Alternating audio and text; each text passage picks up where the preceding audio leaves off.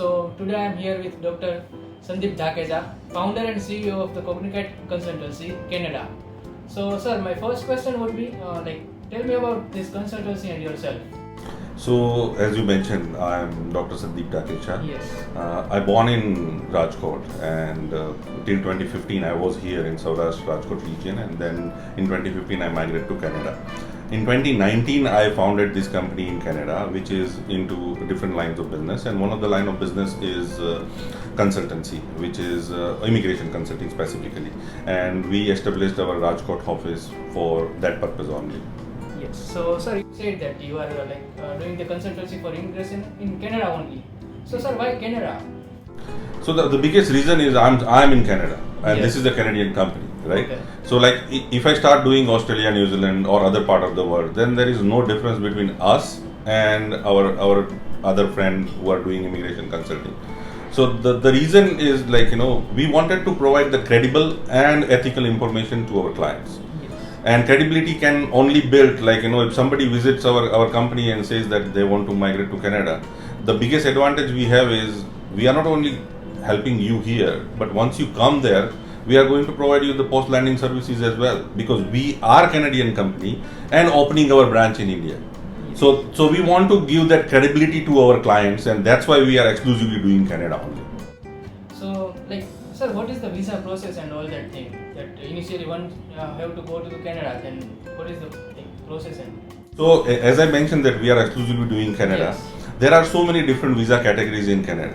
Like for example, student visa, study permit, then investor, visitor visa. There is a work permit also there. And if somebody is studying there and their spouse or family wants to move there, there is a spouse working category, open spouse work permit is also there. So we are dealing with in all these categories, Yes. right? But exclusive for Canada only. Category. So sir, many a times that people get rejected from the interview, the visa interview. So what can be the reason behind that? Not only visa interview, the documentation, we are in a kind of business where attention to details is very important. Yes.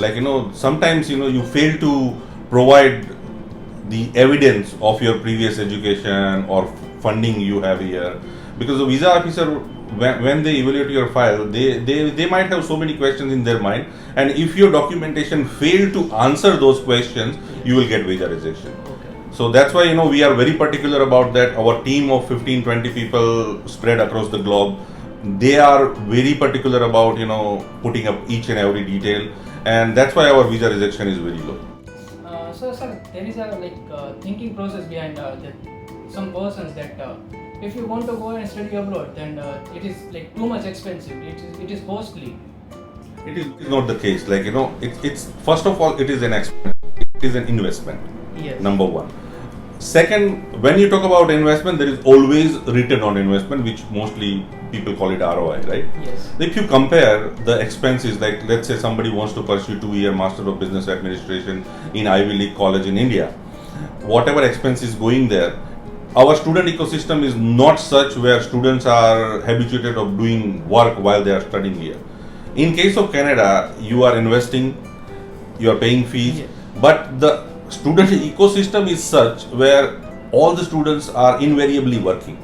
So there is a chance of getting your money back while you are studying, and minimum rate in Canada is $15 per hour. So if somebody is on student visa, they are allowed to work 20 hours per week, and each hour they are earning $15. So there are high chance that they end up earning their half. Some students are earning more than half fees while they are studying there. Yes. So it's not that expensive actually. So we can call it a myth, right? Yeah. Okay. So we are from the Gujarat, and we have to give the IELTS to go to the Canada. So any suggestion you can give to those students who are preparing for the IELTS? I personally feel that IELTS exam is, looking at the structure of IELTS exam, if you talk about writing and speaking, that's the your true test of English ability. But reading and listening, it is such a way structured that it's sometimes I feel that it's an exam of common sense. The more number of paper you solve, the higher band you may get.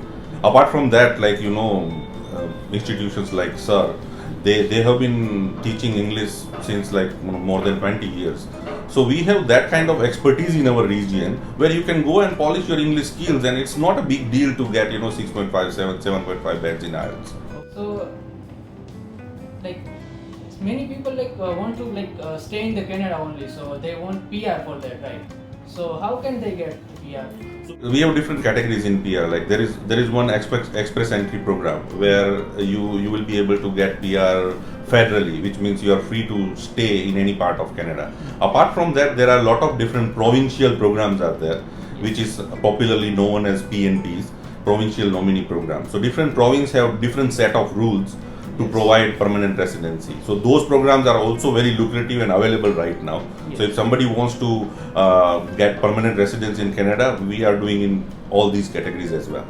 Yes. So sir, as we are from the Gujarat, Yes. question of food arises most of the time that people think that they have to eat non-veg or anything like that in the Canada when they go to the Canada. So is it like that? No, it's not like that. Most of the time when it has been for years, like when we talk about Western countries, we always think that most of the people are non-vegetarian and there is less vegetarian options available, but it's not that.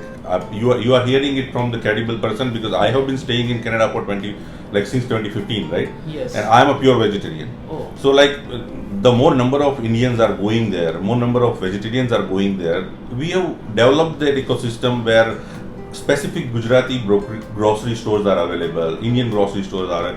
There are a lot of number of Indian vegetarian food options are there, restaurants are there, and then for students there is a Gujarati tiffin services also available around the area of GTA.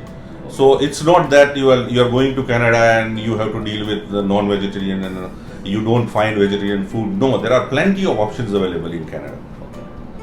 Sir, my last question would be what do you think about this walk and talk activity in Sir Institute? I love this. I have been following your channel for long when I was in Canada, and I would like to congratulate Jagdish sir that it's a great initiative. Some local topics he brought, and get into the depth of those things. It is commendable. It's really good. Okay. And I would like to congratulate Jagdish sir for bringing these things. Thank you, sir. And this was the overview of if you want to go to the Canada. If you want to know in the details, cognitive consultancy is here. You can come here. Thank you.